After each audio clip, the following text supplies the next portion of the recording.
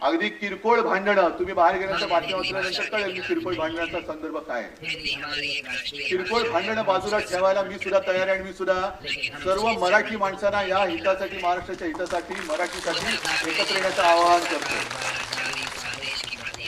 माझी अट एक आहे की जेव्हा आम्ही लोकसभेच्या वेळेला सांगत होतो की अरे महाराष्ट्रातनं गुजरातमध्ये सगळे कारभार घेऊन जातात, उद्योग घेऊन जात आहेत, तेव्हाच जर का विरोध केला असता तर आज ते सरकार तिकडे बसलं नसतं.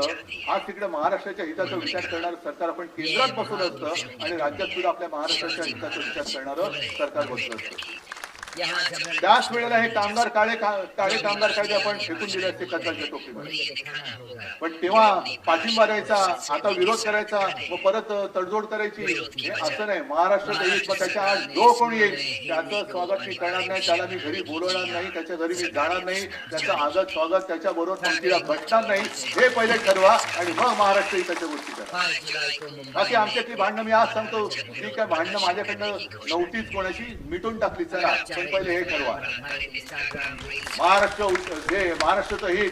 आणि मग त्यावेळेला सगळ्या मराठी माणसांनी ठरवायचं की भाजप सोबत जायचं का शिवसेनेसोबत. म्हणजे माझ्या बरोबर एसएनसी नाही, गद्दार सेना नाही, पण ठरवा कोणासोबत जाऊन महाराष्ट्राचं मराठीचं आणि हिंदुत्वाचं हित होणार आहे, माझ्या बरोबर का भाजप बरोबर. आणि मग काय द्यायचा असेल तो अगदी पाठिंबा द्यायचा, विरोध करायचा, बिनशर्त करा, माझी काही हरकत नाहीये.